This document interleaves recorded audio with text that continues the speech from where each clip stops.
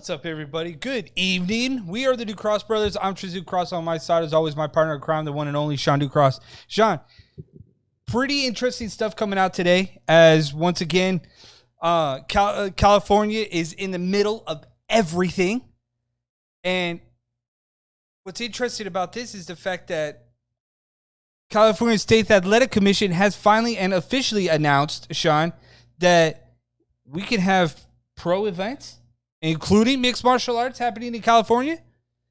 One of your questions was that you posed to a lot of people was the fact that what could be expected. I think what could be expected is, quite frankly, is exactly what we've been seeing everywhere else. I don't think it's going to be any different. California sports it's going to happen now. I do like the fact that everybody's been waiting for this to get just sports in general back on the ground, boots to the ground, and this to continue to actually happen. What is interesting, though, is that even on this big announcement that it is being accepted, is that we still have a lot of questions and a lot of what ifs about what kind of clear direction is sports going right now. Because we out here in California still have a lot of amateur circuit kind of MMA promotions, Muay Thai promotions, everything that's out there. So even though that this is a good step forward for combat sports or for sports in general, it's still kind of left scratching your head, don't you think, a little bit? Yeah, Tristan. And when you're talking about that California finally making the right steps, the right headway, I guess you could say, for this. I guess you say new era of combat sports, whether it be boxing or MMA.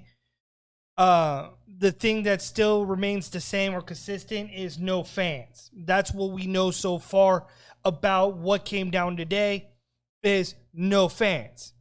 The first event is Virgil Ortiz Jr. for Golden Boy in Indio, California. When I was looking at the boxing schedule, and I saw this one pop up, and I saw Indio, and I was like, wait, that's in California. But it didn't really register, and it didn't really click. So it began to wonder, Tristan, if at some point did Golden Boy and DAZN kind of already get an idea that this was already coming down the pipe. That's where I'm trying to figure out, like, did certain people already kind of know that this was coming down? I think everybody kind of had an indication that it was coming down, just because you've seen it everywhere else, Sean. You've seen it starting to come through the pipeline about what cities can have certain events, how they're going to do it, whether it's going to be in a bubble or not in a bubble. I thought everybody had an idea of it, and it's easier to put something out there than all of a sudden at the last minute you're able to kind of foil the plans and move it along. Yeah. I think it's easier that way to say, okay, we're going to go here. We're going to put on an event. We're going to do this, et cetera, et cetera.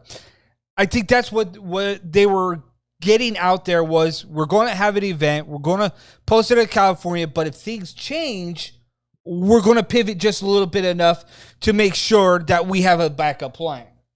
So I think that they had a backup plan. But at this point, they do not need a backup plan, Sean. I think you always still need to have a backup plan because this time is uncertainty. So to have a backup plan is never a bad thing. It really isn't. But it's interesting to note that we're here in this moment. So we've got boxing, but we don't have MMA yet. Because boxing has already announced the Virgil Ortiz fight. That'll be coming up this weekend, this Friday, the 24th. Then they'll have another fight August 8th, which is PBC will be putting on a card. From PBC and Fox Sports, they have not released a public statement yet regarding their fight card, but it's expected to go on August 8th. And then DAZN and Golden Boy, I believe, will have another one August 24th, I think is what it is. So boxing is already setting their wheels in motion. We already saw earlier today that Showtime, and I believe it was PBC that you shared. Yes. They announced a laundry list of fights, of boxing bouts that would see and we were kind title of waiting shots for and stuff like that. PBC, right? Yeah. Because we were talking about Golden Boy, we were talking about the Zone. They were all starting to come back. They were just kind of like lining up their schedules, and just all of a sudden, Top Rank's been back for a while. But like I just posted to Twitter, is that it was like better late than never, right? Because California's a little bit later to the party to get going. PBC a little bit later to get to the play field. And not only that, Bellator, right? It's like, okay, let me dip my toe into the water just a little bit, see how murky the waters are, and then we could go from there. Because it's one of those things, Tristan, that when you see everybody else do it, or in this case, when you see UFC do it and really have no blowback or any real strong issues, yeah, they've had a few COVID cases and stuff like that, but they've handled everything well. They've done everything as good as they could. So I guess when you're sitting at home and you're going, okay, well, this is what they're doing. This is how they found success. Why can't we do it? Basically, they'd let the UFC be the first ones in to see how everything was going to go, and then be the last ones in to make sure they do what they need to do by their fighters. Yeah. Not necessarily a bad thing, but that's the approach that I think everybody took to it, is the fact that, hey, guess what? We would rather show up later than not show up at all. Facts. And I think that's where we're at now. And the fact that California has announced this publicly, that MMA and boxing are cleared to resume here in California, is great. Because that means you could put back on events at the Staples Center. You could put events out in LA Live. The possibilities are endless. Bellator can come back and do it at the Viacom Studios or wherever else they want to do it at. They could also do small scale by coming out here to Temecula. Right? They can come back to Temecula then. They can come back to Pachanga. If you're looking to do smaller venues, not shell out a ton of money, because the thing that's interesting about the Abu Dhabi situation with UFC is that Abu Dhabi is also paying UFC some money for their organization to be in Abu Dhabi. So I'm thinking that something like that, it can't work for Bellator, but it can work for UFC because of the connections that they have. So maybe Bellator comes to a smaller venue and doesn't shell out a lot of money, but is able to regroup enough money. You get what I'm saying? Yep. So I think that's kind of like where the landscape is right now, with the fact that there's no fans, there's nothing.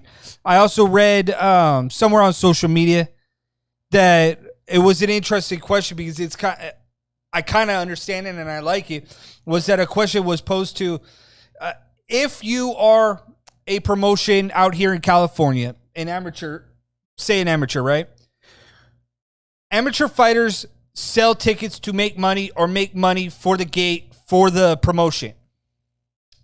One question that was posed out there, which was, what if fighters sold pay-per-view buys?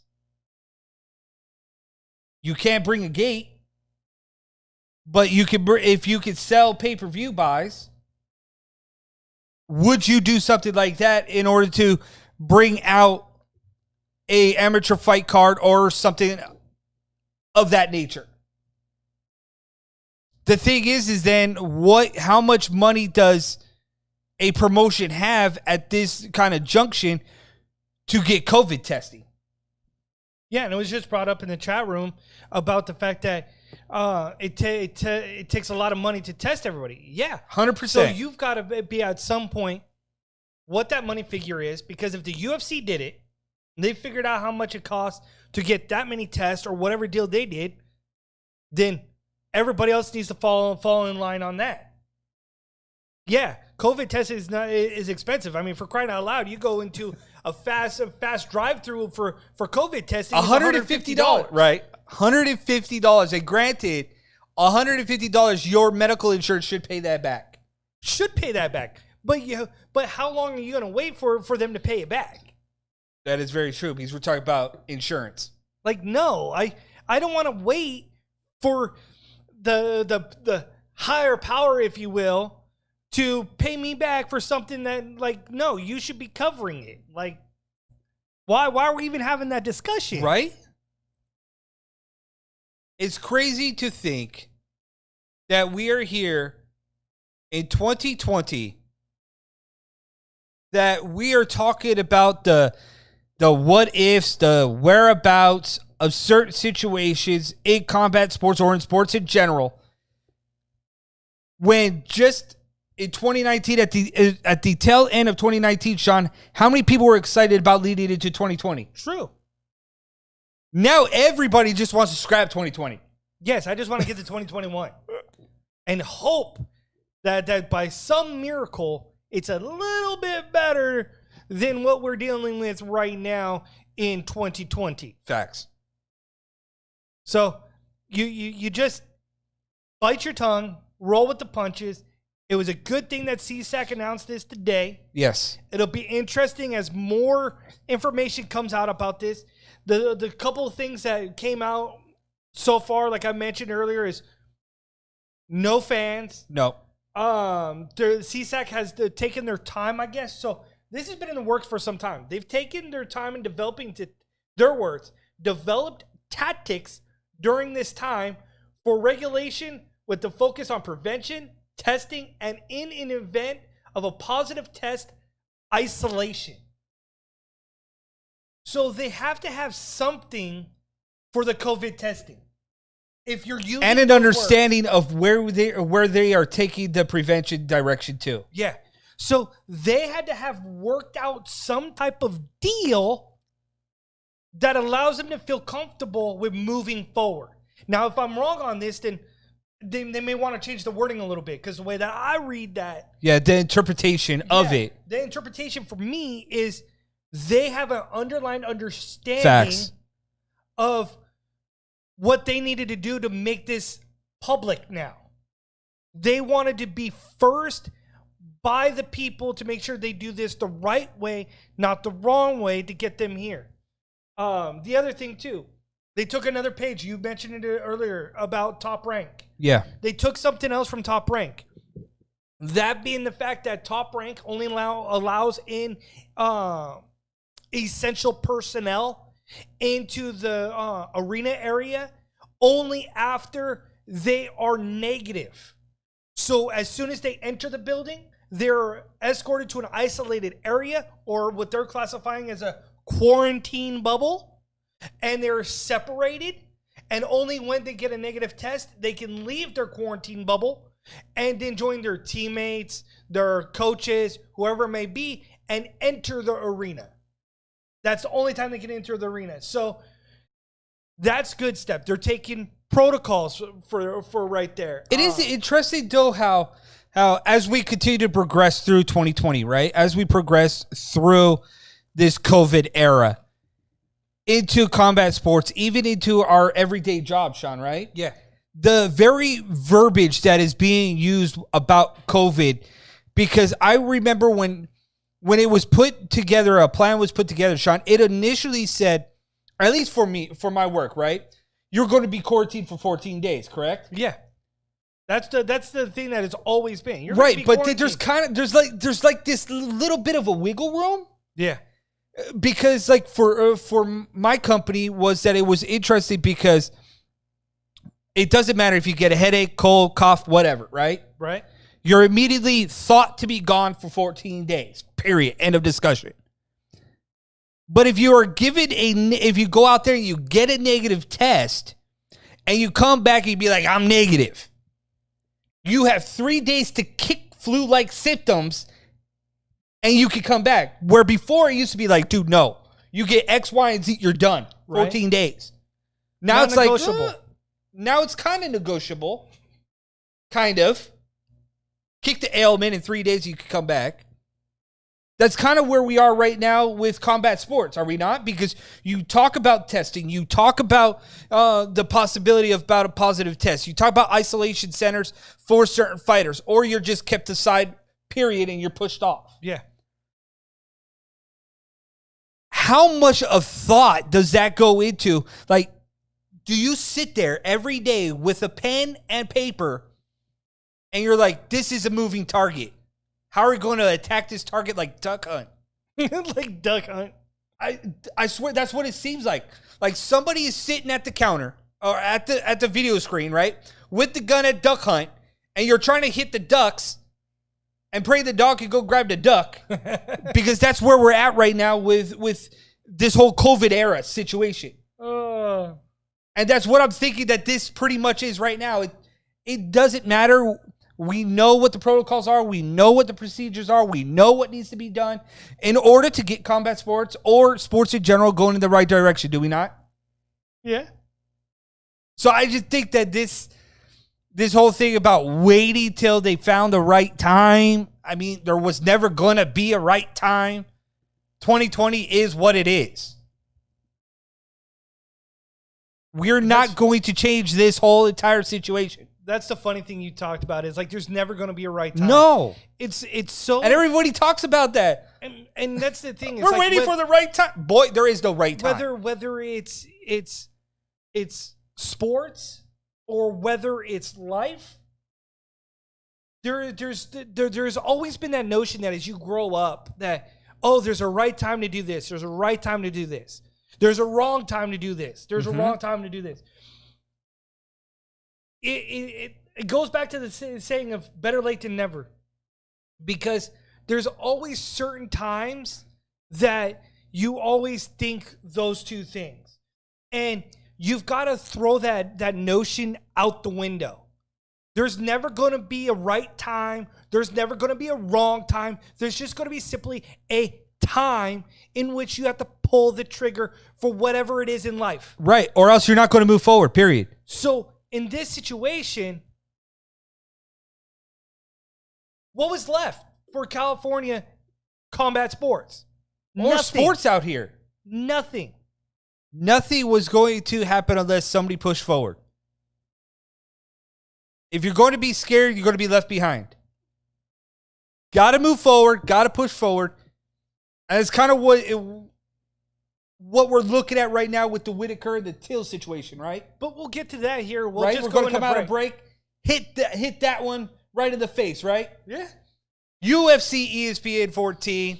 We got Whittaker versus Darren Till. Who do you got? Our pick's up next, right here with the New Cross Brothers.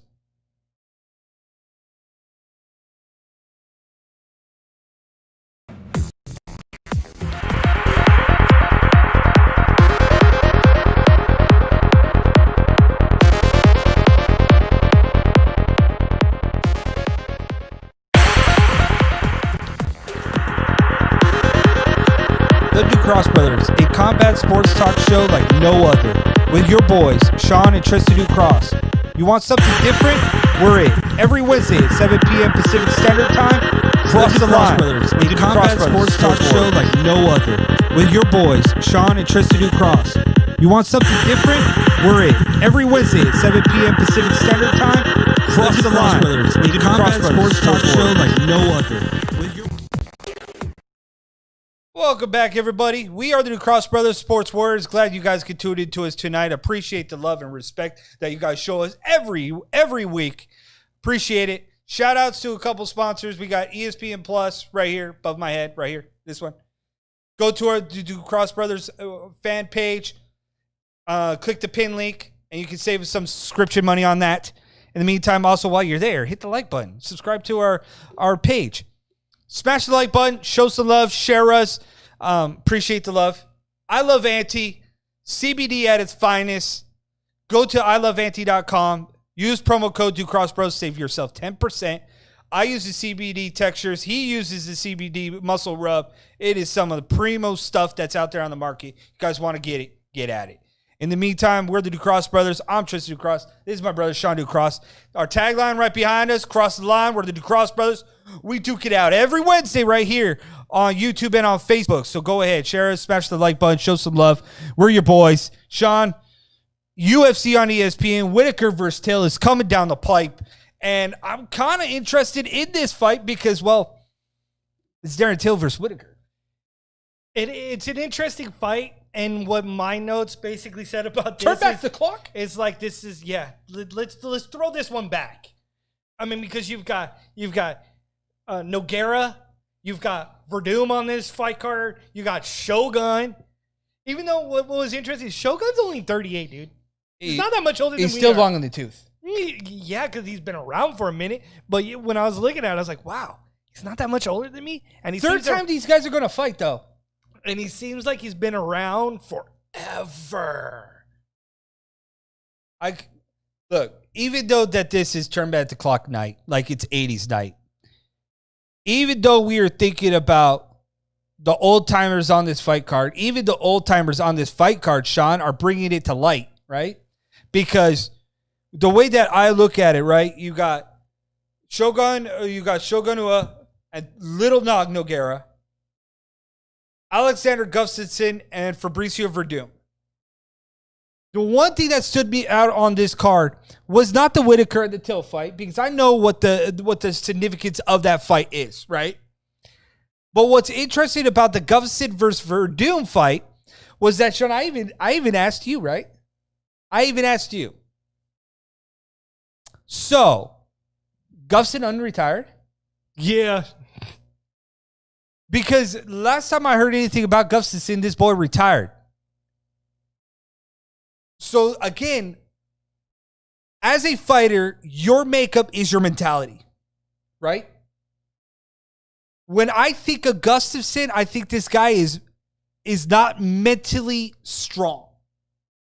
And I say that he's the one that said that he wasn't basically mentally strong when he said that he made a brash decision correct. to retire. And that's what I'm getting at. That's something you don't admit. No, that's because that you keep to your vest.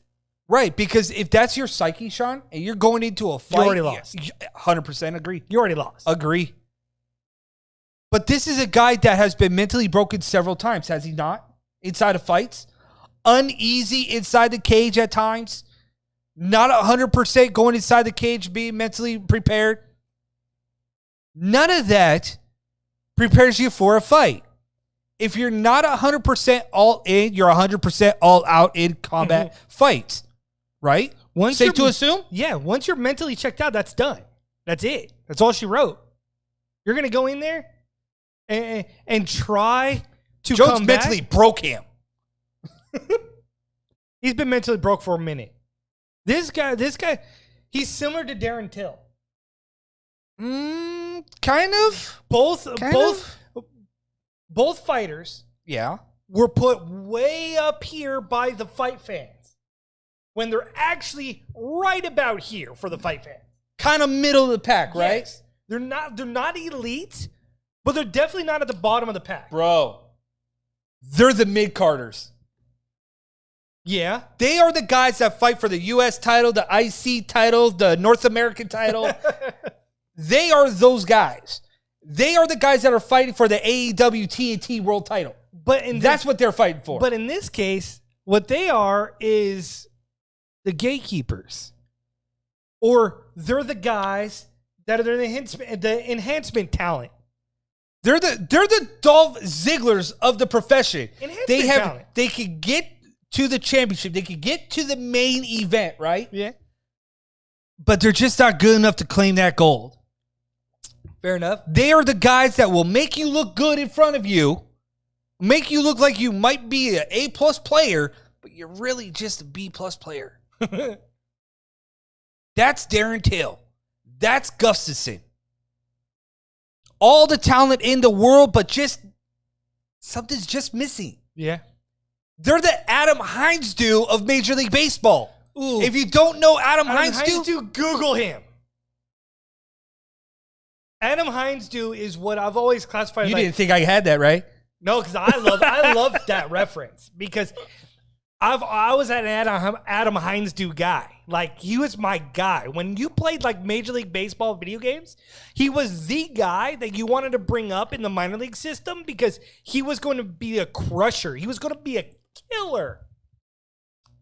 And then he could just never get there. And then he'd go back down to AAA. He'd kill it and kill it and kill it and then be brought back up. And then, oh, there's Adam Heinz-do again. And then he'll go back down to AAA and he'll kill it. And then it'll be one of those things over and over again. So he's the guy that always tore up the middle of the level. Yep. And then it was like, okay, we're good. And then come up and then fall flat. That's what these two guys are probably going to do. Gustafsson has already shown that to be the trend. Darren Till, I have a hard time saying that he's going to get by Robert Whittaker because Robert Whittaker almost beat Adesanya. Yes. He lost that fight because it got hit with a clean counter. But he was winning or being competitive in that bout with Adesanya. And in return, he left himself a little bit open, and the better man won that fight. I don't see Darren Till being able to beat Adesanya. I see a strong case for Robert Whittaker that if he doesn't leave himself exposed, he may have a chance of getting his title back. Agreed. But either way you look at it, Darren Till versus Robert Whittaker is a number one contender bout for the opportunity to fight either Costa or Adesanya. If you ask Robert Whittaker or you ask Darren Till, they're more leaning across the case that they're going to end up fighting Costa. And that's really like... So in order for Costa to beat Adesanya, Costa's got to go 100 like he always does and hopes he catches Adesanya. But that's a different conversation for a different day. You're looking at a more well-rounded fighter and striker in Robert Whittaker than in Darren Till. Facts. Darren Till is you know what you're going to get. A guy who's going to come straight at you, hit you with a 1-2, and he's going to stay in your face. He may avoid a shot here and there, but he's going to take a lot of shots to get a lot of shots. You know what you're getting out of a Darren Till. Yeah. He's going to give you a fight, probably a fight of the night candidate. If I'm Whittaker coming into this fight, Sean, I'm thinking of one way to cut down Darren Till, and that is take his legs out. Whittaker needs to use his leg kicks. Do it to the point where his leg looks just like it's beat up and tenderized. Yeah. That's the way that I see this fight going. Darren Till, I hope he's not looking past Whittaker because he's already made it perfectly clear that he has aspirations for that world title. Which he should. He believes that if he wins this fight, he gets that shot. I believe that this boy should concentrate what's on in front of him because it's Whittaker. And then I also think that he should also pump the brakes real quick because Adesanya gets Costa, right? So I think that if anything happens, you get Darren Till versus Jack Hausman, the Joker, versus Darren Till for a title eliminator. Hermanson, there you go. And you get a title eliminator between the two, Sean.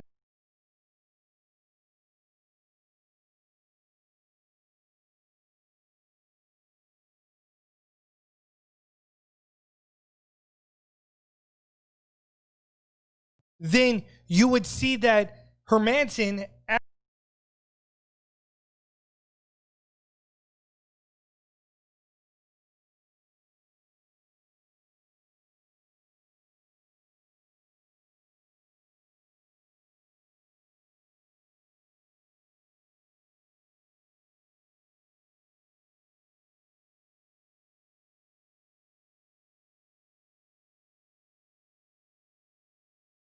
Both these guys, Shogun's coming off a draw against Paul Gray.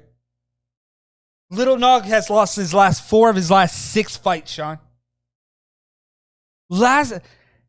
His losses by Little Nog is 100% almost devastating to Little Nog because they're via KO or TKO.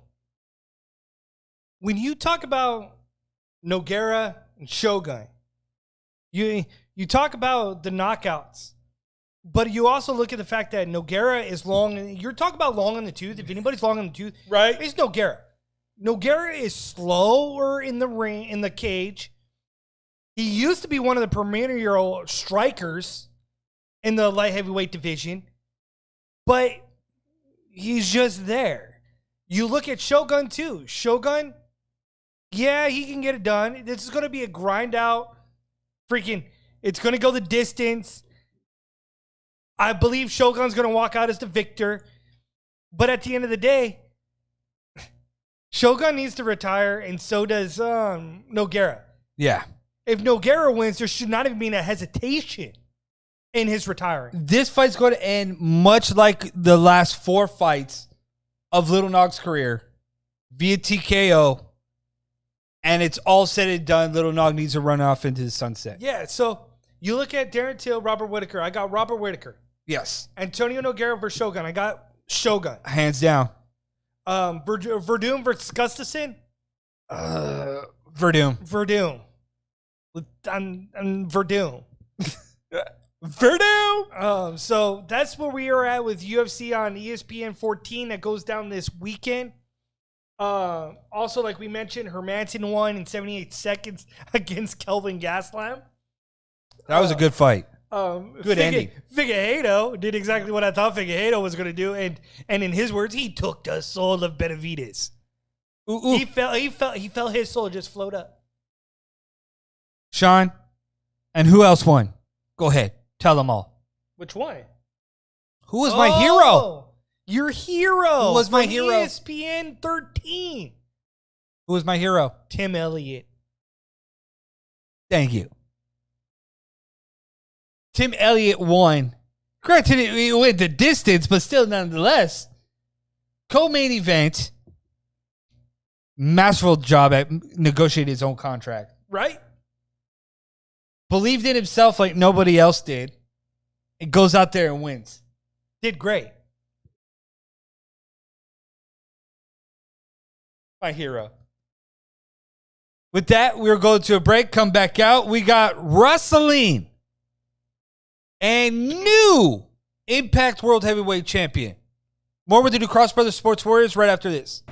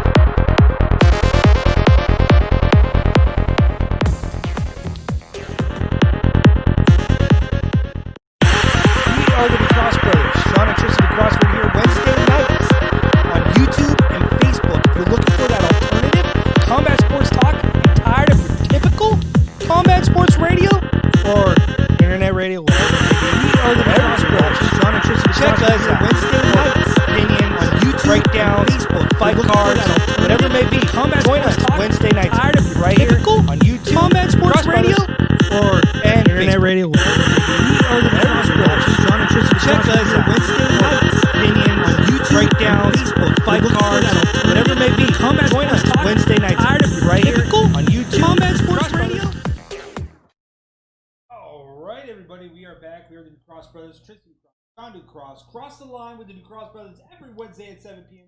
Pacific Standard Time right here on Facebook and on YouTube. So go ahead, smash the like button, share us, show some love. Thank you to everybody that's tuning us into us tonight. Appreciate the love. Shout out to our sponsor, I Love Anti, for all your CBD needs. Check them out, iloveanti.com. Use promo code New Cross Bros. Get yourself 10% off. In the meantime, let's have some wrestling talk. Because again, pro wrestling is back in a big way. It is on pretty much almost every day of the week. Monday, Tuesday, Wednesday, Friday. Right? Pay-per-views are on the weekends. Almost every day. So, Impact Wrestling had one of their staples. Like their WrestleMania Slammiversary. On Saturday. That saw the landscape of wrestling altering once again. It wasn't AEW making the big splashes like many people anticipated. No. It was Impact Wrestling, the one company that has had more negative backlash through the years than any other company. The one company that has been sitting in the wings for a number of years, and here they are. They were the promotion that was trending all night on Twitter. They were breaking the Twitter machine. It wasn't WWE Extreme Rules, the horror show, last week trending. No. They didn't even trend. But Slammiversary did. Slammiversary was trending from the time they started to the time it ended. It saw debuters like Eric Young returning as the world-class maniac. It saw Mr. Control Your Narrative, EC3. Yep. The Good Brothers showed up. And one of the staples of Impact Wrestling, Eddie Edwards, a.k.a. the new version of Tommy Dreamer, winning the Impact title. More like what we have been talking about for a while. Is funny because people posted about Impact Wrestling, and I knew every single person that was going to make it, because I was going to drop, right?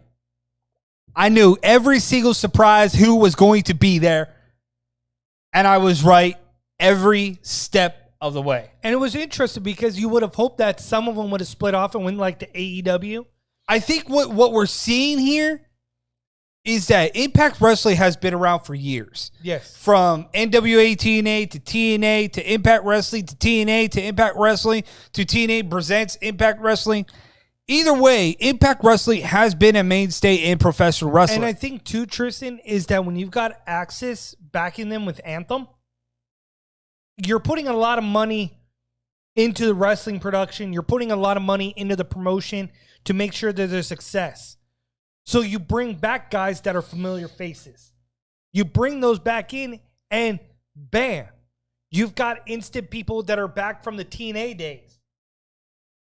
It's just funny because I've been watching professional wrestling for years. Never turned it off, never shied away from it. I've been watching wrestling from the inception. Yeah, basically the inception of professional wrestling. I don't know why I could never turn away from it. I still don't. I still watch it, and now I'm kind of glad that I get to actually talk about it on our podcast. You, my friend, when WCW went under, you just gave up. Yeah. You were like, I'm done watching professional wrestling. WCW's gone. I'm not going to watch WWE, and it was what it was. I still do not really watch WWE. Bro, I don't blame you. And we'll talk about the ECW horror show because that was It's not ECW horror show. Whatever. Extreme Rules horror show. Yeah, whatever. The horror show at Extreme Rules. Because I was listening to Busted Open earlier, and they were talking about how the Extreme Rules was a byproduct of ECW. It was. One Night Stand that turned into this and turned into... That's where I got confused. But that's where mostly it's... Extreme Rules, that's where it comes from, right? Yeah. It does. But Impact Wrestling, to have all these guys come back, I applaud it. Nobody, including myself, did not see the Motor City Machine Guns come back. That was the one thing I did not see coming. Because the injuries with Alex Shelley's retired, unretired, showed up in Ring of Honor, thought he had a world title opportunity, didn't have it. Showed up in WWE on NXT for the tag team title run. Right. With the time splitters, and that didn't really go anywhere. No, that didn't go anywhere. Chris Sabin blows out his ACL, seems like every single month it seemed. Yeah. So it didn't really seem like these guys were even working out or preparing for a wrestling match. And then all of a sudden they show up. And like I told you, and new Impact Tag Team Champions, by the way. Yeah, after the Fallout of Slammiversary. It's crazy to see the kind of quality match that they put on against the North. I told you, I was like, dude, best tag match I've seen in a while. And a legit tag match. Legit. Like, there was no random spots. There was technique. There was tags. There was hot chain tags. wrestling. Yeah, and it wasn't like watching AEW where it's, well, I'm gonna go stand here and move spot. Move spot. Right. I don't think anybody understands what tag wrestling is. I really hate that style of wrestling of oh, geez, here comes a big spot. I can see that coming from a mile away. Like, the biggest one that stood out to me in the last 2 weeks was the one where Marco Stunt hit the Canadian Destroyer off of Luchasaurus. That was so spotted. And so, like, I'm going to stand here and I'm going to wait. And then he's going to flip. And then we got a spot. Like, no. Like, there needs to be cohesion. But, Sean, Slammiversary broke all records on Fight. Fight killed it. Oh, absolutely. Fight will release their buys and their ratings, etc. Later this month on what happened with Slammiversary. Slammiversary says that Impact Wrestling says that not only did they break all social media records that they had before, they destroyed them. They destroyed their pay-per-view buys. They were trending worldwide on Twitter, which they have never done. I applaud everything that they have done, Sean. It's incredible to think that where they were a few months ago to where they are possibly now and headed into the direction, right? Yeah. We are looking at a new age of professional wrestling, and people need to start talking about Impact Wrestling that's in this fold. Because I'm not saying that Impact Wrestling can compete with the WWE. I'm not saying that. No, but you can. But they can definitely compete with the WWE NXT. They could definitely compete with AEW. Yes. Because it's funny because when Impact Wrestling, go ahead, do your research. Impact Wrestling was doing 1.2 million viewers on Spike TV before they pulled the plug on them, because when the ratings actually kind of mattered, they pulled them. NXT and AEW haven't even cracked 1 million viewers. No, they've only done like 700. Impact has doubled their ratings against NXT as well as AEW if you look back in the day when they were still there. You don't think that they can compete now when they go out there, they get EC3 back. And we're only hearing NXT and AEW ratings. I would be interested to see absolutely what Impact ratings are, especially this past Tuesday that just happened. Access TV should release that. Like, I would be interested to see what those ratings are. Wouldn't it be interesting that if Access just said, all right, here's a little nugget, bam, drop that. Like, if you're looking at your ratings, right, Sean, and you're like, dude, did we draw 700,000 viewers? If you did, I am dropping that. And I'm being like, here you go. This is what we're doing. Yeah. Because I think it's a lot closer than many people think it is. And especially with this switch up, it is. I mean, like, Eric Young did an interview on Busted Open before on my way home. And he told an interesting story. Like, all these guys that went to Impact for freedom. What EC3 has been talking about controlling the narrative is because of freedom. And that's what they're looking for, is their creative juices to be worked with to let them be who they are. If you've ever seen Eric Young is legit probably a psycho. And I mean that in a good way. Just because of the character that he's always portrayed or started portray, he's a little off. When he did his wilderness show, he was a little bit off. But so his characters are not that far from who he really is. AC's character not too far from off who he is.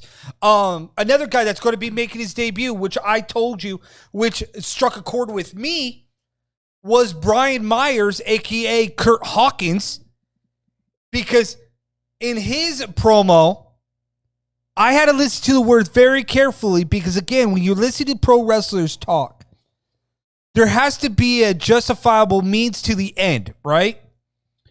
And when I'm listening to Brian Myers talking, the voice in the background of his video. And this was after Slammiversary. Right. This was part of the fallout from Slammiversary. Yes. And Hawkins in there said, trust the process. And there was also other things that were coming up there, but trust the process. It kind of struck a chord with me because we've always kind of beat to our own drum, have we not? Yeah. So when you're in professional wrestling for something like 20 plus years, right?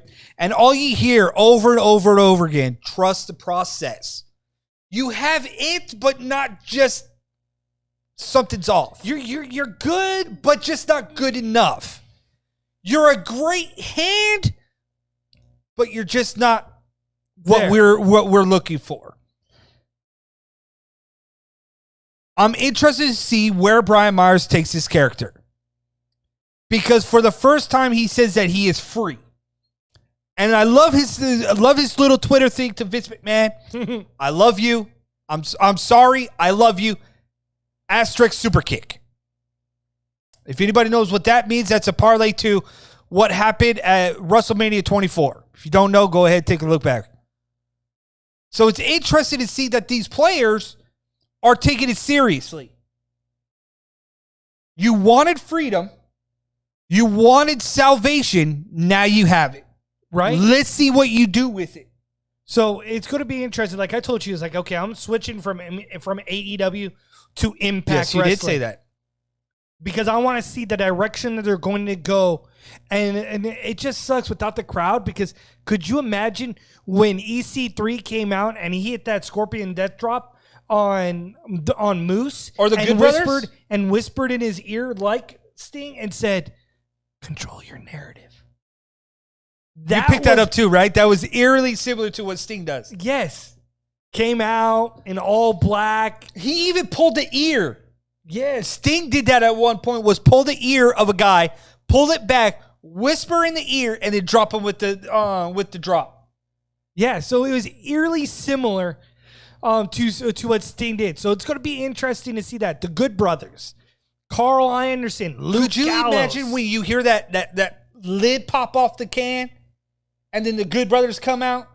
That place would have blown off the roof. Yeah. There was so many hot moments that it was like, ooh, the crowd would have just had a field day with this. They would have just ate it up.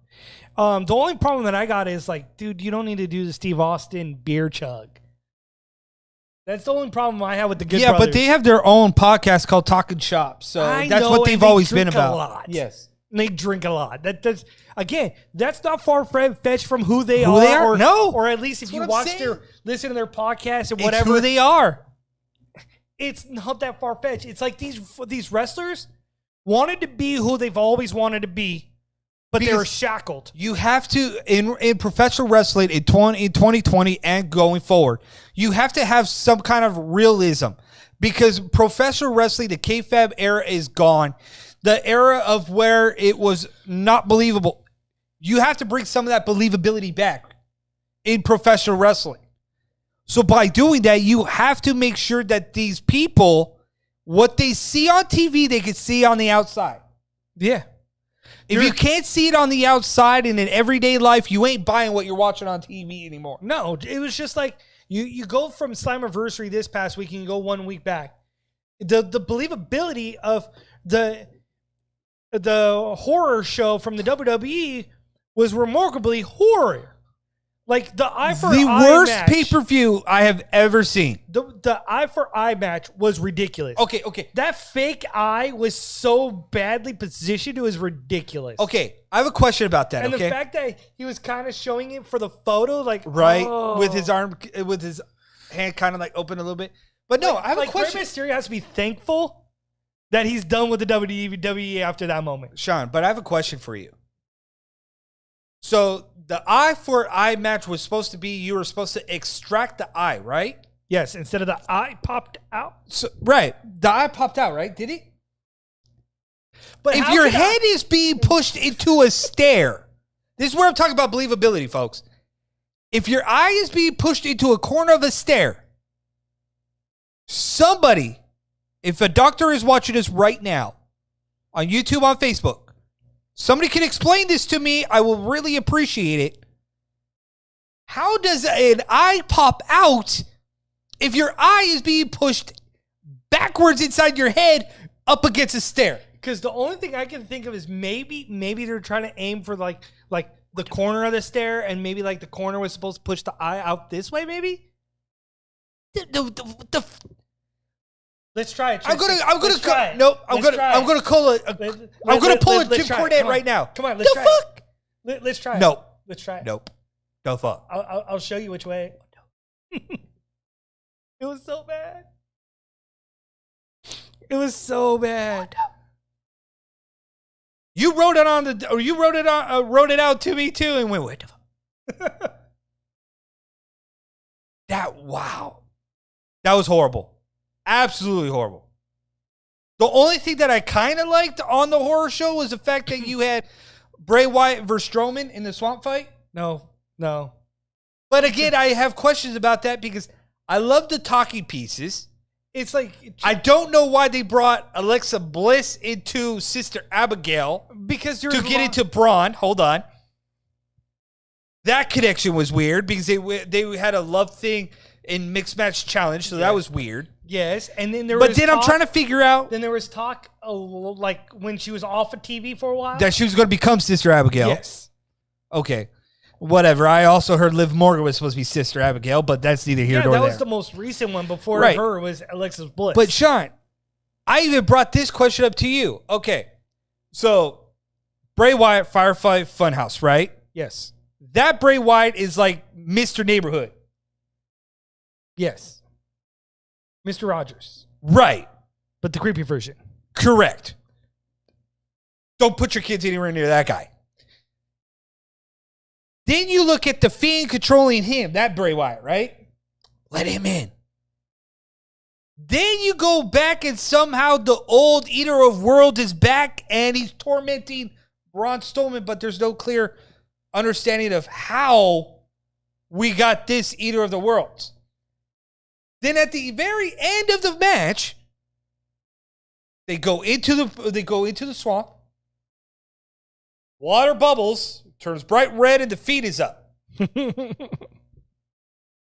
So are we to believe that the Fiend controls Eater of the Worlds and Bray Wyatt? And is the Eater of Worlds and Bray Wyatt now dead because now the Fiend controls both of them? Didn't we just have an issue with the alternate personalities between Matt Hardy, the version 1, and everything else about Matt Hardy? And now all of a sudden you have the same similar issue right now with Bray Wyatt and the Fiend? Right? And they're doing the cinematic stuff that Matt Hardy's been known doing for. So I'm just a little baffled at the believability by the WWE right now and what clear direction that they are going. Yeah, because as of right now, the only thing that looks believable is what Impact's doing. And it's funny because you say that, and then I look at, you have the Undead Realm with Rosemary, and that's more believable than what we saw with the Swamp.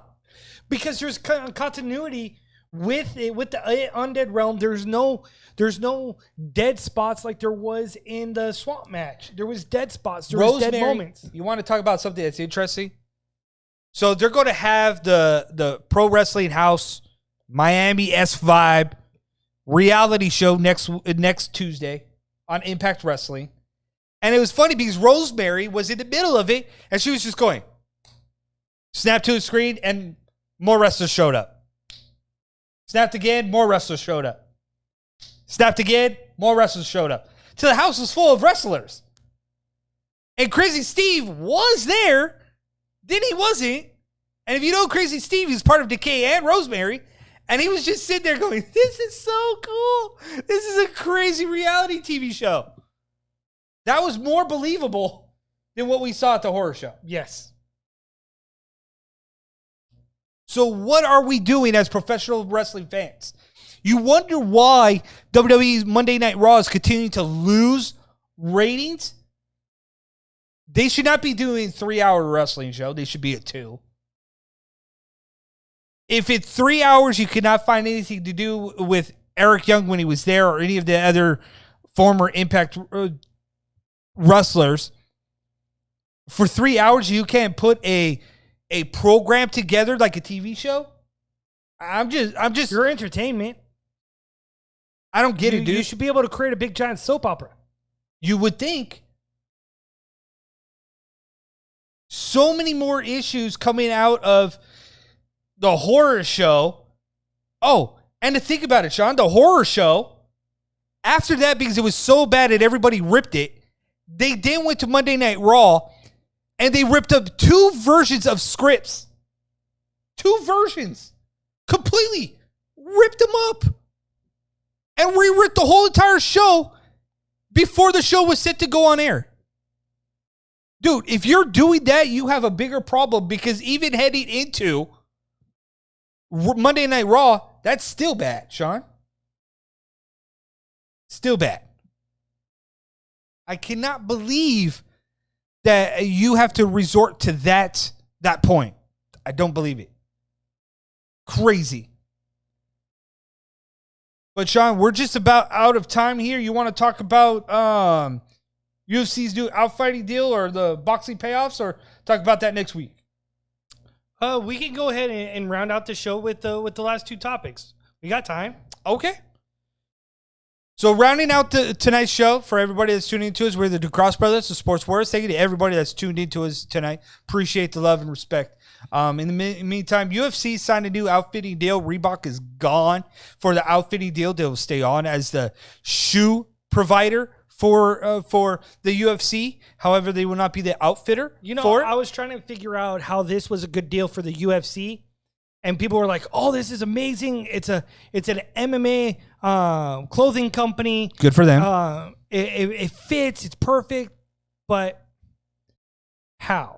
There's reports that with this deal, you're looking at there's going to be an increase in pay for the fighters, for the athletes, starting in April of 2021.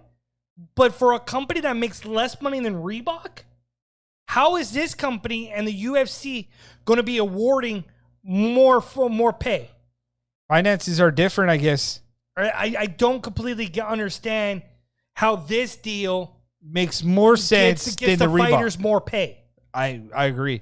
I would love to see the contract and how it's distributed, because the Reebok deal was 100% catered towards the UFC. This one's supposedly more catered towards the fighters. So I am interested to see how the breakdown is. Let me let you marinate on this, okay?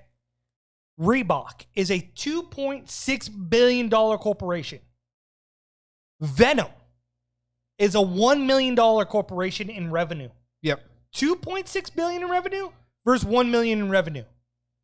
So again, what I'm saying, the fighters weren't being paid or compensated correctly underneath the Reebok banner with the UFC, to the point that it was mentioned that when fighters were calling out Reebok saying that they weren't getting paid, Reebok turned around and said, "That ain't us." The royalties are paid to the fighters based on the contract that is signed with the UFC, not Reebok.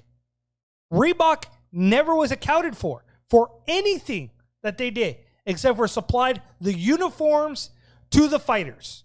Everything else was handed by the UFC. It was all contracts signed by the UFC. So again, that comes down to my question, Sean, is I kind of want to see the contract, right? Yeah, I want to see exactly how this is supposed to be a better deal with Venum. Why the switch? Why now? We always talked about that in sports, whether it be baseball, who's gone from Majestic to Nike to Under Armour, or NHL, who's gone from Reebok to Adidas. It's going to be interesting to see what the Venum gear is going to look like. Yes. And really see how the fighter pay is going to pay out. They're keeping the pants with the legs, with the splits up the sides. I guess we'll find out what that's going to. But we'll find out what that's all going to look like. But when you're talking about fighter pay, we're not going to know either, because not anymore. Because Nevada Athletic Commission pulled the wool over everybody's eyes. You can no longer know what the fighters' pay are.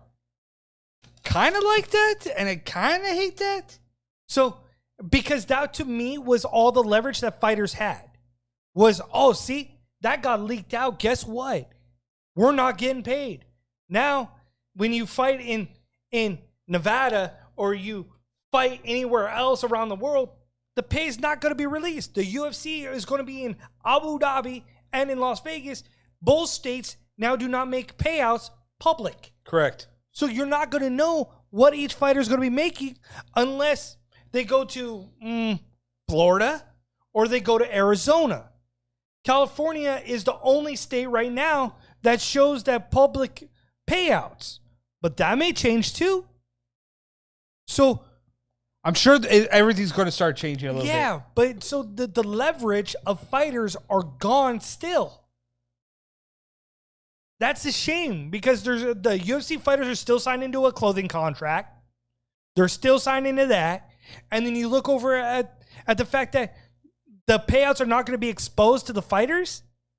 So that was their leverage of in social media to have the media personalities push back for them or help them get to a better pay.